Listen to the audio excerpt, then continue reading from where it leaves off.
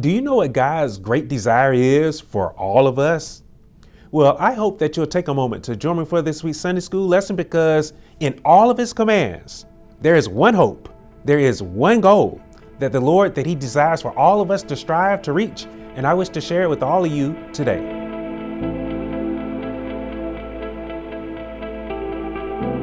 Hello there. Thanks for joining for this week's Sunday school lesson. I am Pastor McCrary, and our Sunday school lesson this week, it is coming from the book of Leviticus, which is also known as the book of instruction.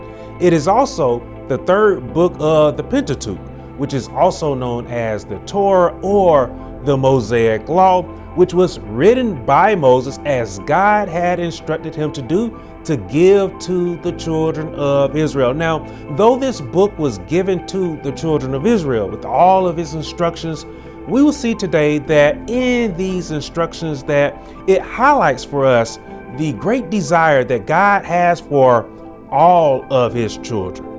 So our lesson today, coming from the 19th chapter of the book of Leviticus, there in the first and the second verse, we'll see that it opens with God speaking to Moses, instructing him to speak to all the congregation of the children of Israel, saying to them, "You shall be holy, for I, the Lord your God, am holy." And so right away, we'll see what God's desire is for all of his children. The Lord, he desires for all of us, his children, to be holy and righteous, just as he is holy and righteous. Now, why does the Lord desire that? Well, the Lord, he desires to dwell with us. And the Lord, he's only going to dwell with that which is holy and righteous. God, I want you to hear me loud and clear today. God, he will never abide. The Lord, he will never dwell with sin. And so to help the children of Israel out so that they could become holy and righteous, we'll see there in the third verse that the congregation of the children of Israel were instructed to revere, that is to respect, that is to honor their mothers and their fathers. And then we'll see that they were also to revere, that is to honor and to keep God's Sabbaths. And then in the fourth verse, they were also instructed not to turn to idols, nor to make for themselves molded gods.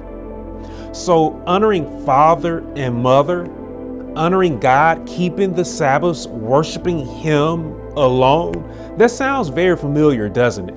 And it should, because this is of the 10 commandments. And in these commandments, they highlight the two divisions of the 10 commandments, where one has a duty that is to God, and then one also has a duty that is to man. That is to say that one has a duty to their neighbor. We have a duty to each other, where it is summed up best by saying that man is supposed to love his neighbor. Yet that has always seemingly proved to be controversial for man, where we seemingly struggle with loving our neighbor.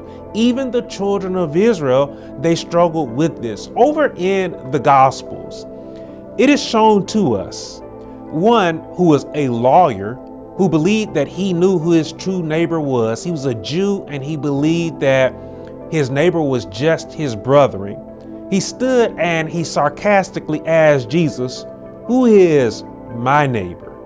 And that question, it led Jesus to sharing the very familiar parable of the Good Samaritan.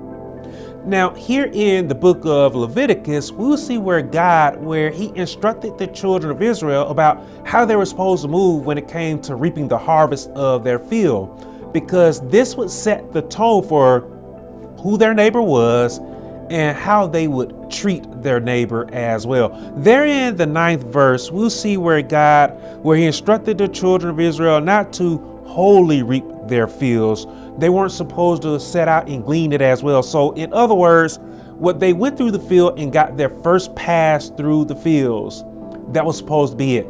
They were not supposed to go back and get what may have fell to the ground or what they may have missed. They were supposed to leave it there. And then in the 10th verse, we'll see where the instructions were the same for their vineyards as well, with the reason being that grapes that would have been missed or grain that may have been missed, it could have been left behind available for those who would have been poor or for those who may have been a stranger in the land.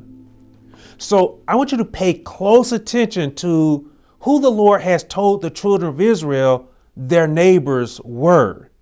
God, he made it clear to them that their neighbors would be all of those who were around them, those who would work with them, those who were rich, those who were poor, those they knew, and then look at that, the stranger, those who they did not know as well.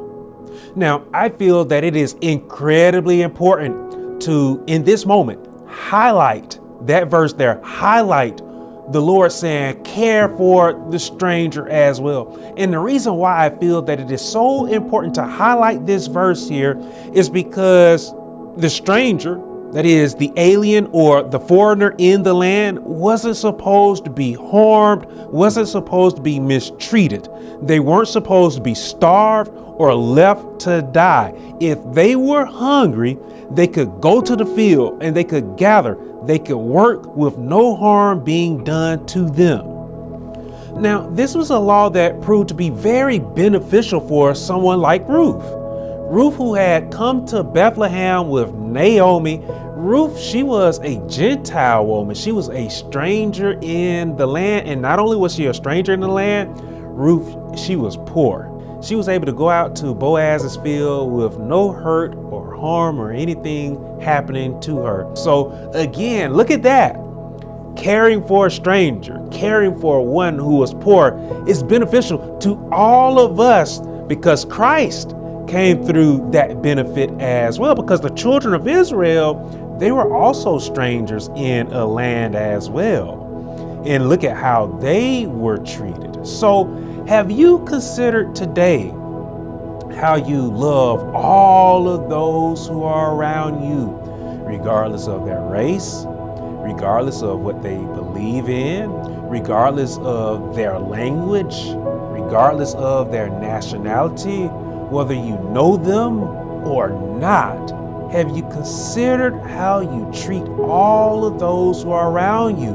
Because again, that is incredibly important for us today.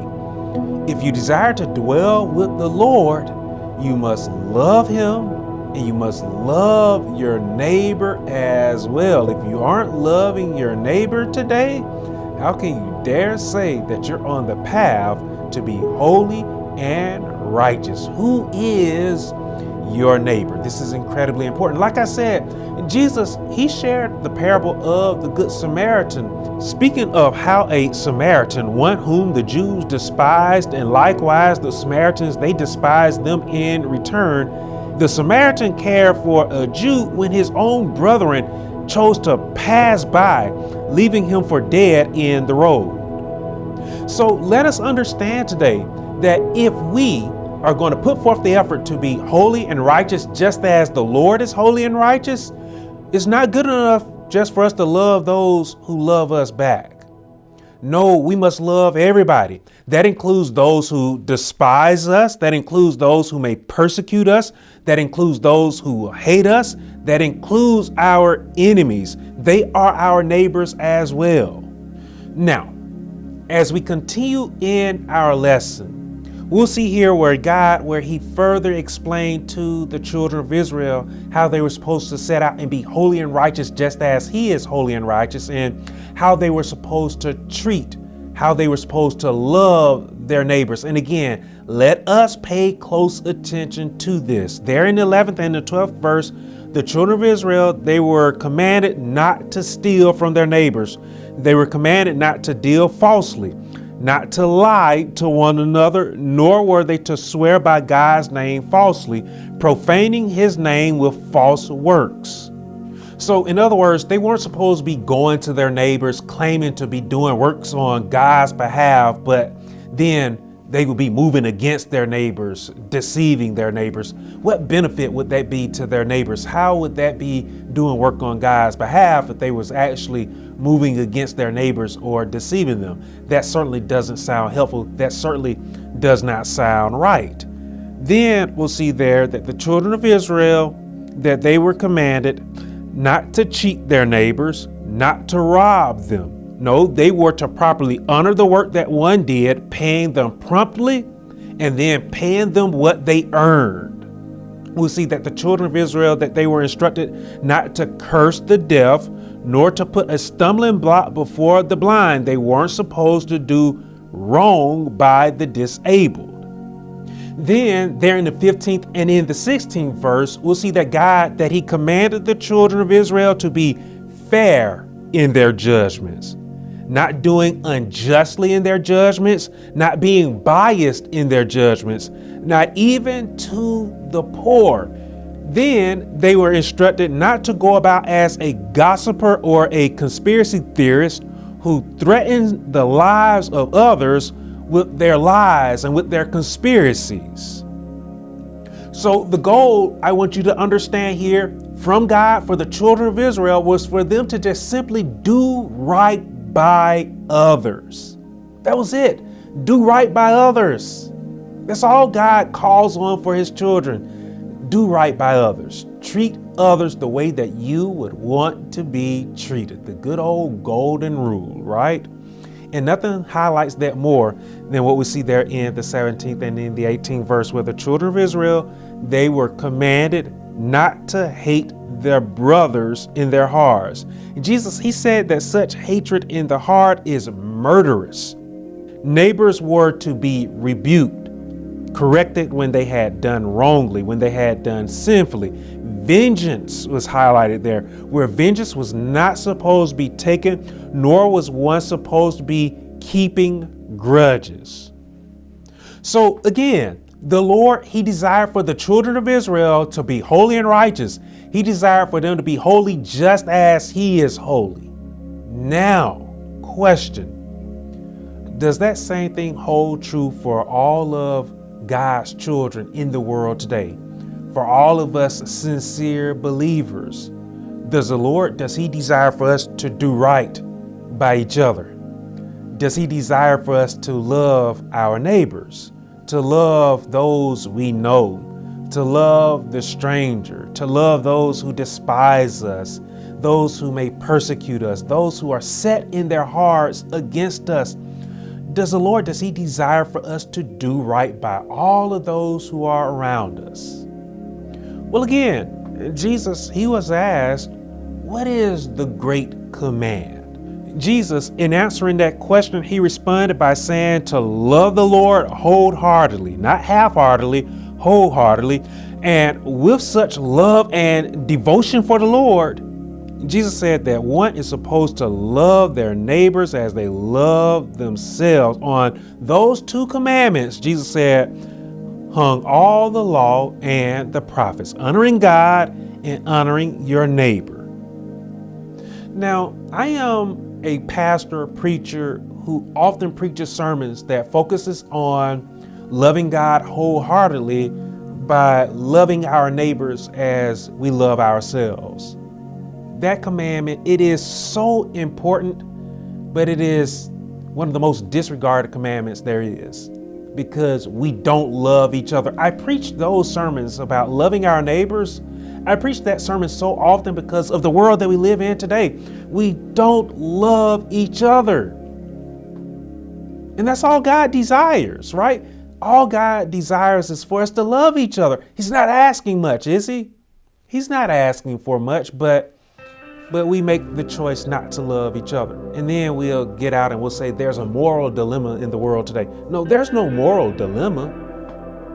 God, and I said this in a recent sermon, God, he is not the author of dilemma. God is not the author of confusion. As we see here in our lesson today, God, he is quite direct.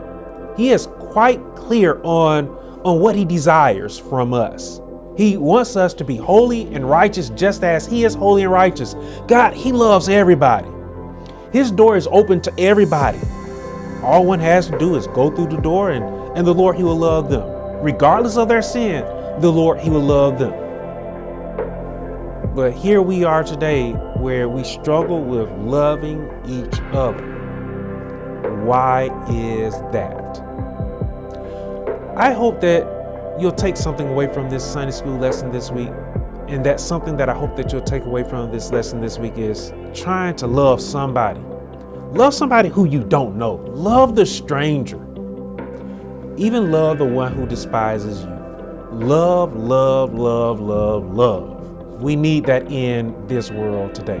Thanks for watching this week's Sunday School lesson. If you have any questions, if you have any comments, feel free to use the comment section below. If you want to dive deeper into this week's lesson, there is a link to my commentary that you can find in the description, and you can find it in the comment section as well. Make sure that you subscribe to the Newfound Faith channel if you haven't done so already.